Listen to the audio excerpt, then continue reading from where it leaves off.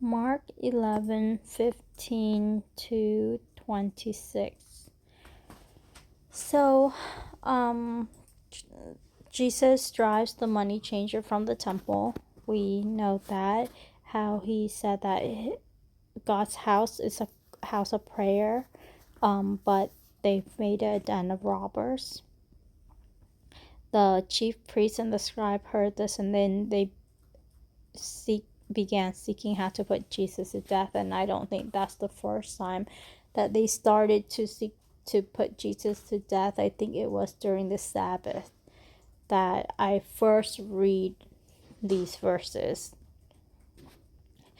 But the writer said that they were afraid of him because all the crowds was astonished at his teaching.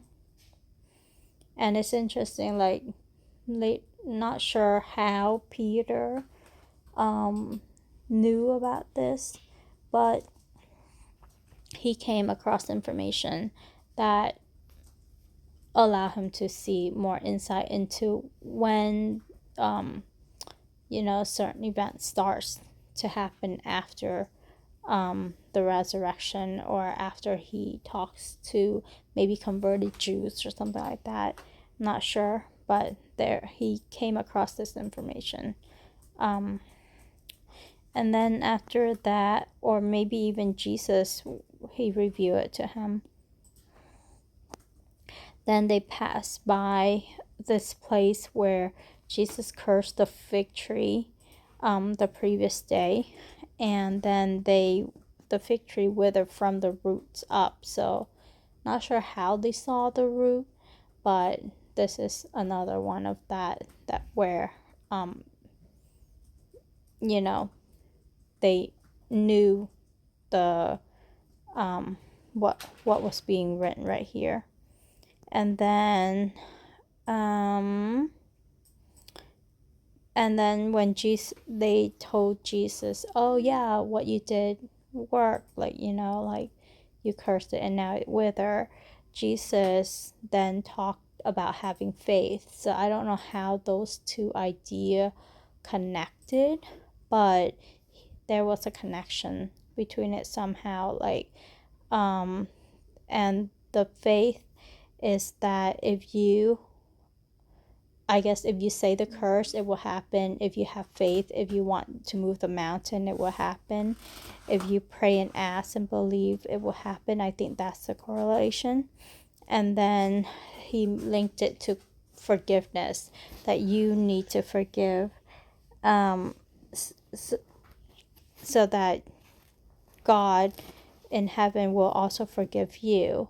And I think they added, there's a note here that verse 26 wasn't in the early manuscript because someone, when I guess tried to be helpful and added this when translating, that if you do not forgive, then neither will your Father who is in heaven forgive you for your offenses.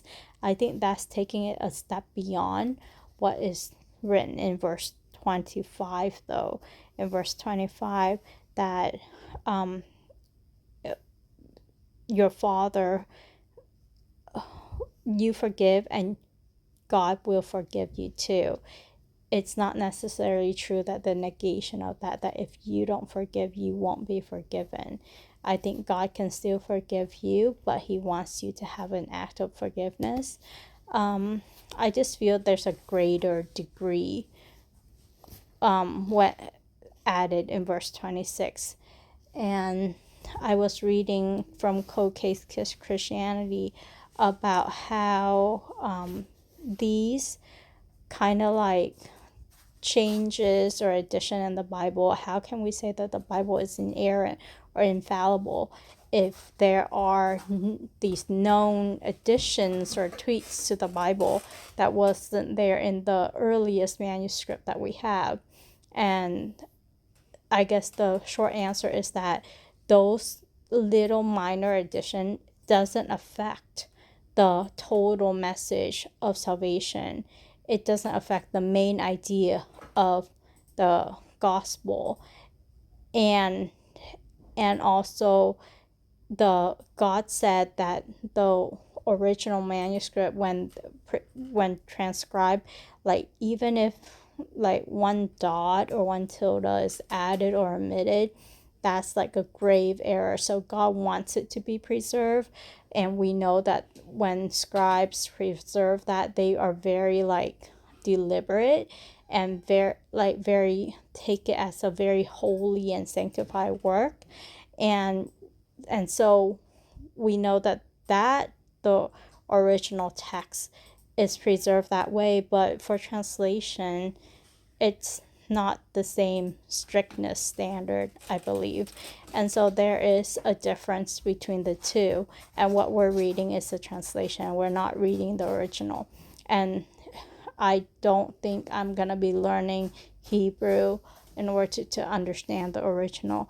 But I know that what we have is faithful and true, and we choose the translations that we read, and then we cross-examine it with other reputable translation. We just stay away from bad translations. And so that is something I'm willing to learn and invest in, but not to the degree of learning another language to understand the original. I think as Christians, there are translators who are faithful and honest and love God, and so they would be holding their work in a high standard, and I trust them. And so that's where it is with that.